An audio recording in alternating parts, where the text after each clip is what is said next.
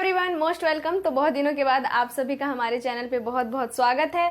तो आज की क्लास में हम सभी जो टॉपिक को समझने वाले हैं, ये टॉपिक है हमारा बेसिक अकाउंटिंग टर्म्स। ठीक है, तो आज की क्लास में बेसिक अकाउंटिंग टर्म्स को समझेंगे। ये हमारा बहुत ही एक इंपॉर्टेंट क्लास होने वाला है, सो मेक श्योर कि आप ये क्लास को पूरा देखें एंड बिना स्किप किए देखें। ठीक है, तो चलो स्टार्ट करते हैं।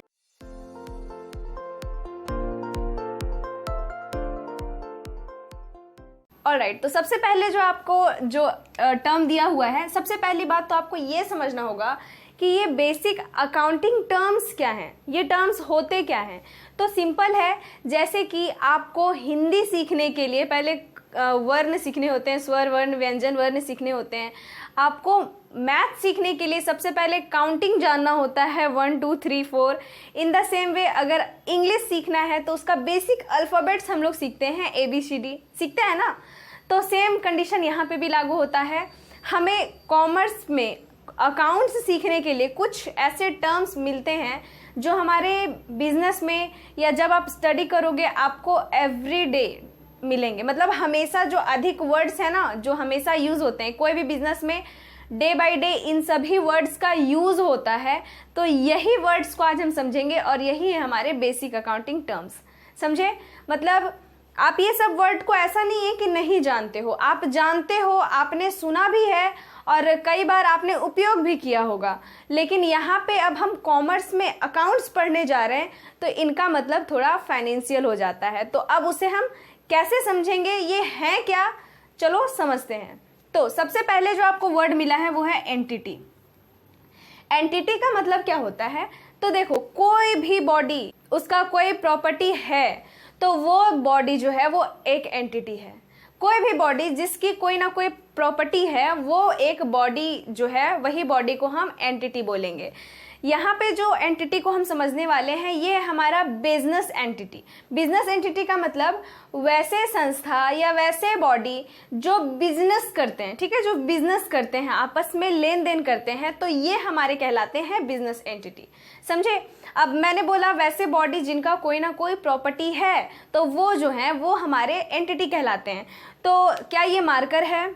यस, इस मार्कर का अपना प्रॉपर्टी है, हम इसे लिख सकते हैं, ये लिखने में उपयोग होता है तो इसका प्रॉपर्टी है, इसलिए ये भी एक एंटिटी है। In the same way this mic, this watch, everything which have their properties, they are all called entity. Okay, और इस चैप्टर में मतलब कॉमर्स में हमें एंटिटी का मतलब बिजनेस एंटिटी से है और यहाँ पे हम बिजनेस एंटिटी को समझेंगे। आई बात समझ में? तो नेक्स्ट जो हमारा टर्म है उसे अब हम समझते हैं। सो जो नेक्स्ट है हमारा वो है बिजनेस ट्रांजेक्शंस। अब देखो, ट्रांजेक्शंस का मतलब क्या होता है? तो ट्रांजेक्शंस का सीधा मतलब है लेन देन करना। ठीक है, कोई भी दो एंटिटी जब आपस में किसी भी चीज का लेन देन करती है तो उसे हम ट्रांजेक्शंस बोलते हैं। लेकिन बिजनेस ट्रांजेक्शंस क्या होते हैं? बिजनेस ट्रांजेक्शंस का मतलब है मनी में लेन देन करना, मतलब पैसे से आपका लेन देन हो रहा है। आपने कुछ लेट से कि मैंने ये मार्कर परचेज किया किसी भी स्टेशनरी शॉप से, तो किसी भी स्टेशनरी शॉप से जब मैंने ये मार्कर परचेज किया तो मुझे उसे पे करना पड़ा कुछ अमाउंट, तो मैंने मनी पे किया, तो this is called business transactions. मतलब बिजनेस ट्रांजेक्शंस वैसे सारे ट्रांजेक्शंस है, all transactions which happens in the term of money. ठीक है, जो कि पैसे से होते हैं, वो हमारे होते हैं बिजनेस ट्रांजेक्शंस। ओके, नेक्स्ट जो है वो है हमारा कैपिटल। तो कैपिटल का मतलब तो आप सभी को पता ही है, क्या है कैपिटल? पूंजी। Capital is a amount invested bye owner of the business. Okay, capital एक ऐसा अमाउंट है जो बिजनेस के ओनर के द्वारा बिजनेस को मिलता है। अब अगर आप कोई भी छोटा से छोटा बिजनेस या बड़ा से बड़ा बिजनेस भी अगर स्टार्ट करना चाहते हो तो सबसे पहले आपको आपके माइंड में जो थॉट आता है वो है कैपिटल। मतलब आप कैपिटल कहाँ से इकट्ठा करोगे? आपको कैपिटल तो चाहिए ही ना, ऐसे ही तो बिजनेस को स्टार्ट हो नहीं सकता। तो ये कैपिटल का मतलब यही है, मतलब बिजनेस को ऑनर से मिलने वाला जो अमाउंट होता है, जो ऑनर खुद से बिजनेस स्टार्ट करने के लिए अपने बिजनेस में जो अमाउंट इन्वेस्ट करते हैं, that amount is called capital. Okay, आई बात समझ में? नेक्स्ट जो है हमारा वो है ड्राइंग्स। देखो, ड्राइंग्स का हिंदी मीनिंग जो है वो है आहरण। ये आहरण का मतलब क्या होता है? तो ड्राइंग्स इज अमाउंट और गुड्स ऑल्सो। ड्राइंग्स जो है वो कोई अमाउंट भी हो सकता है और कोई अमाउंट ऑफ मनी भी हो सकता है या फिर कोई गुड्स भी हो सकता है। इसमें क्या होता है कि जो ऑनर होते हैं बिजनेस के, वो अपने बिजनेस में से ही कुछ अमाउंट मनी और कुछ गुड्स जो हैं वो यूज़ करने के लिए अपने घर लेके चले जाते हैं, तो इसे ही ड्राइंग्स बोला जाता है। फॉर एग्जाम्पल कि अगर मेरा कोई ग्रॉसरी शॉप है, ठीक है, तो ग्रॉसरी शॉप में तो हमारे डे टू डे लाइफ में यूज़ होने वाली चीज़ें मिलती है ना। तो लेट्स से कि मेरा ग्रॉसरी शॉप है, तो मैंने ग्रॉसरी शॉप से यूज़ करने के लिए कुछ 5 या 6 kg फ्लोर जो है वो मंगा लिया, ठीक है, आटा मंगा लिया।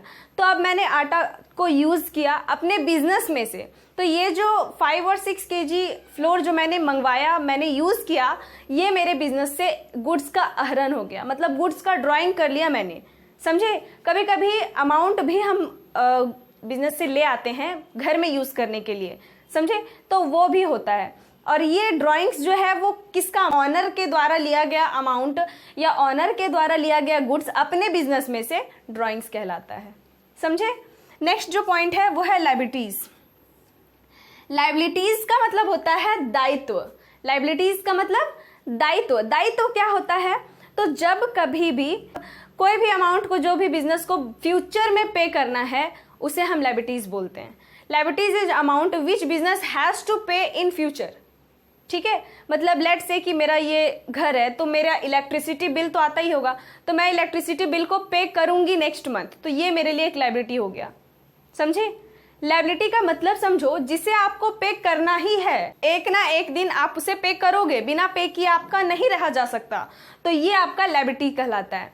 अब यहाँ पे ध्यान देना कि लायबिलिटी जो है वो 2 तरह के होते हैं। पहला लायबिलिटी जो होता है वो होता है हमारा इंटरनल लायबिलिटी, एंड जो सेकंड वन है वो है हमारा एक्सटर्नल लायबिलिटी, समझे। इंटरनल लायबिलिटी का मतलब है जो बिजनेस के अंदर के लायबिलिटी हैं। बिजनेस के अंदर के लायबिलिटी कौन कौन हो सकते हैं, तो यस, सबसे पहला तो आपका कैपिटल होगा। अब कंफ्यूज मत होना कि कैपिटल है तो वो लायबिलिटी कैसे है, क्योंकि वो अमाउंट तो ऑनर ने खुद से लगाया है, वो तो उसका अमाउंट है ऑनर का, तो फिर वो कैपिटल कैसे हुआ, वो एसेट्स क्यों नहीं है। तो नहीं, वो ऑनर का अमाउंट तो है, बट वो अब ऑनर का अमाउंट नहीं है, अब ऑनर ने उसे अपने बिजनेस में लगा दिया, तो अब वो बिजनेस का अमाउंट हो गया, अब वो उसे अपनी मर्जी से यूज नहीं कर सकता, दैट्स वाई ये एक कैपिटल है, समझे। तो दैट्स वाई ये एक लायबिलिटी है, समझे। तो सबसे पहले यहाँ पे जो इंटरनल लायबिलिटी में आते हैं वो है आपके कैपिटल और सम रिजर्व्स। रिजर्व्स क्या होते हैं, तो रिजर्व्स वैसे अमाउंट होते हैं जो एक बिजनेस जो है वो फ्यूचर में यूज करने के लिए अपने प्रॉफिट में से या कैपिटल में से साइड करके रखते हैं, समझे। आई बात समझ में। नेक्स्ट जो है वो है एक्सटर्नल लायबिलिटी। एक्सटर्नल लायबिलिटी का मतलब होता है वैसे लायबिलिटीज जो आपके बिजनेस के अंदर के नहीं है, बल्कि वो आपके बिजनेस के बाहर के हैं। अब बिजनेस के बाहर के लायबिलिटी क्या होते हैं, तो देखो, मान लो कि ये बिजनेस, मेरा कोई बिजनेस है, कोई भी बिजनेस है, और उसमें मुझे इलेक्ट्रिसिटी बिल पे करना पड़ता है, मैंने किसी से लोन ले रखा है तो मुझे लोन का इंटरेस्ट पे करना है या लोन ही पे करना है, तो ये जो है ना हमारे एक्सटर्नल लायबिलिटी है। मतलब बाहर के व्यक्तियों को जो आपको पे ऑफ करना है, that is called external liability, okay. जैसे क्रेडिटर्स हो गए, बिल्स पेबल हो गए, लोन हो गए, समझे, इन सभी का पेमेंट तो करना ही होता है ना। यस, बिना पेमेंट किए तो नहीं हो सकता कुछ। नेक्स्ट जो बात आती है वो है एसेट्स की। अब ये एसेट्स क्या है, तो एसेट्स मतलब संपत्तियां, संपत्ति मतलब ये वही संपत्ति है जो आपके बिजनेस को डायरेक्टली या इनडायरेक्टली प्रॉफिट पहुंचा रहे हैं। डायरेक्टली इनडायरेक्टली उनसे कुछ ना कुछ बिजनेस को फायदा हो रहा है, तब ये कहलाता है आपका एसेट्स। फॉर एग्जाम्पल कि अगर कोई बिजनेस स्टार्ट हो रहा है तो उसके लिए उसे बिल्डिंग, घर तो चाहिए ही, तो घर और बिल्डिंग जो है वो उसका एसेट्स है, समझे। मशीनरी उसने लगा रखा है, मशीनरी से उपयोग किया जा रहा है, मशीनरी से प्रोडक्शन किया जा रहा है, तो वो मशीनरी जो है वो उसका एसेट्स है, समझे। आई बात समझ में। एसेट्स भी 2 तरह के होते हैं, इंटरनल एक्सटर्नल एसेट्स मत समझना, एक्सटर्नल तो कुछ एसेट्स होता नहीं है। एसेट्स 2 तरह के हैं और ये एसेट्स हैं fixed assets and current assets. Fixed assets वैसे एसेट्स हैं जो फिक्स हैं, जिनका फायदा आपको लंबे समय तक मिलने वाला है, ये हमारे फिक्स्ड एसेट्स हैं। और करंट एसेट्स होते हैं वैसे एसेट्स जिनको आप शॉर्ट टर्म में मनी में चेंज कर सकते हो या जिनका फायदा आपको शॉर्ट टर्म में मिल जाता है, ये हमारे करंट एसेट्स होते हैं। आई बात समझ में? तो चलो अब आगे समझते हैं। आगे जो है हमारा वो है एक्सपेंडिचर। यहाँ पे दो वर्ड है, एक है हमारा एक्सपेंडिचर एंड एक है हमारा एक्सपेंस। तो एक्सपेंस एंड एक्सपेंडिचर के बीच में क्या डिफरेंस है? तो एक्सपेंडिचर का मतलब है कि money spend on buying assets और सम लायबिलिटीज। ठीक है, जब एसेट्स या फिर कोई लायबिलिटीज को बाय करने के लिए हम कोई मनी एक्सपेंस करते हैं, मतलब स्पेंड करते हैं, तो वो हमारा एक्सपेंडिचर कहलाता है। समझे? ये एक्सपेंडिचर में एसेट्स परचेस करने में, जैसे मान लो कि मैंने बिल्डिंग परचेस करना है, तो बिल्डिंग मैंने परचेस कर लिया। अब बिल्डिंग परचेस करने पर मुझे उसमें जो अमाउंट पे करना पड़ा वो तो मेरा एक एक्सपेंस ही है, मैंने स्पेंड ही किया ना, तो वो अमाउंट जो है वो आपका एक्सपेंडिचर कहलाएगा। आई बात समझ में? अब यहाँ पे एक्सपेंडिचर भी जो है वो तीन तरह के होते हैं एक्सपेंडिचर। पहला तो होता है कैपिटल एक्सपेंडिचर, दूसरे होते हैं रिवेन्यू एक्सपेंडिचर, और जो थर्ड होता है वो होता है हमारा deferred revenue expenditure. Capital expenditure का मतलब वैसे एक्सपेंडिचर जिससे आपने मतलब बड़ा एसेट्स परचेस करने में खर्च किया हो, मतलब उसका जो फायदा है वो आपको एक अकाउंटिंग पीरियड से अधिक मिलेगा। ठीक है, लंबे समय के लिए आपको जो फायदा मिल रहा है वो आपका होता है कैपिटल एक्सपेंडिचर। रिवेन्यू एक्सपेंडिचर वैसे एक्सपेंडिचर जिनका खर्च कम समय के लिए है और उनका फायदा भी आपको कम समय में होने वाला है, तो ये आपके रिवेन्यू एक्सपेंडिचर है। डिफर्ड रिवेन्यू एक्सपेंडिचर क्या होते हैं? तो डिफर्ड रिवेन्यू एक्सपेंडिचर वैसे एक्सपेंडिचर होते हैं जिनका खर्च तो आप शॉर्ट टर्म में करते हो लेकिन फायदा उसका लंबे समय तक मिल रहा है। मतलब आपने आज खर्च किया, आज आपने इसमें खर्च किया डिफर्ड रिवेन्यू एक्सपेंडिचर में, और इसका जो फायदा है वो आपको 2 साल तक, 3 साल तक, 4 साल तक, कभी कभी तो 10 साल तक भी मिल सकता है। तो ये होता है डिफर्ड रिवेन्यू एक्सपेंडिचर। इसका एक बहुत अच्छा एग्जांपल है जो हम आज तक मतलब आए दिन देखते रहते हैं, वो है हमारा एडवर्टीजमेंट। एडवर्टीजमेंट पे कोई रोज रोज पैसा नहीं देता, एक बार पैसा देता है, और वो एडवर्टीजमेंट जब तक चलेगा, जब तक लोग देखेंगे, तब तक उसका फायदा होता रहेगा। तो ये होता है डिफर्ड रिवेन्यू एक्सपेंडिचर। समझे? नेक्स्ट जो है आपका वो है एक्सपेंस। तो एक्सपेंस जो होता है वैसा एक्सपेंस मतलब कि आपने रिवेन्यू अर्न करने के लिए जो खर्च किया, ठीक है, the money spend on earning revenue, ठीक है, वो आपके होते हैं एक्सपेंस। देख लो, money spend on earning revenue मतलब आपने रिवेन्यू अर्न करने के लिए जो मनी स्पेंड किया वो आपके एक्सपेंस हैं। अब रिवेन्यू क्या होता है आगे समझेंगे। देखो नेक्स्ट जो टर्म है हमारा वो रिवेन्यू है, दिख रहा है आप सभी को। तो ये रिवेन्यू रहा।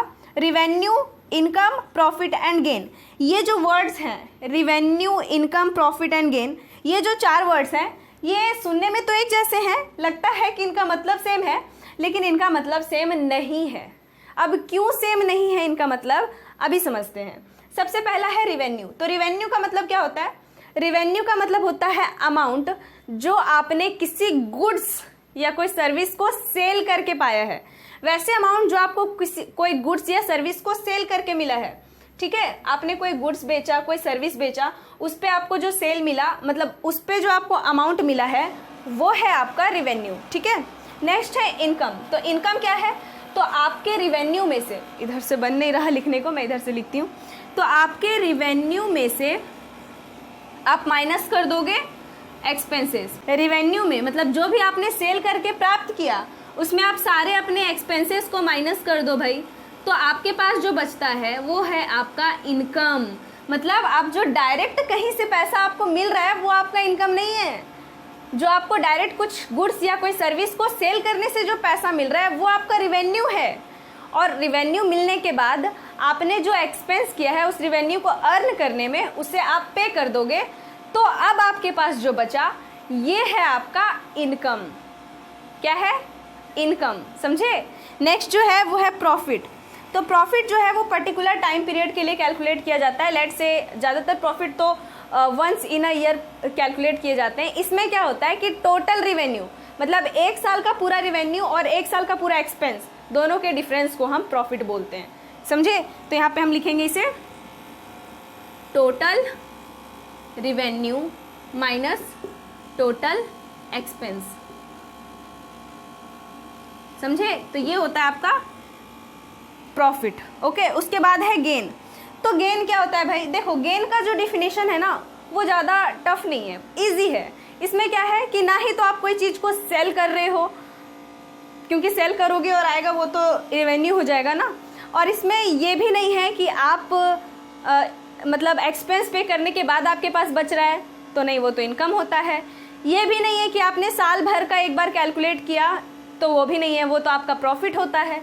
तो गेन का मतलब है कि वैसा अमाउंट जो आपके बिजनेस से रिलेटेड नहीं है लेकिन फिर भी आपको फ़ायदा हो गया, आपके बिजनेस से रिलेटेड नहीं है, कोई एक्सटर्नल सोर्स है आपका, उससे आपको फ़ायदा हो गया, उससे आपको कोई अमाउंट रिसीव हो गया, तो वो आपका गेन कहलाता है। लेट्स से कि मेरा कोई पुराना घर है, ठीक है, तो उस पुराने घर को मैंने बेच दिया, तो वो पुराना घर को मैं बार बार नहीं बेचती, मेरा बहुत सारा पुराना घर नहीं है, बार बार मैं बेचने का मेरा बिजनेस ही नहीं है, बल्कि वो घर मेरे पास पुराना पड़ा था और मैंने उसे बेच दिया, तो उससे मुझे जो अमाउंट मिला वो मेरा गेन कहलाएगा, क्योंकि ये मेरे बिजनेस से रिलेटेड नहीं है, समझे? तो वो होता है गेन। आई होप कि आपको ये 12 समझ में आ गया। अब हम ये 13 को समझते हैं, ठीक है? तो सबसे पहले आता है लॉस।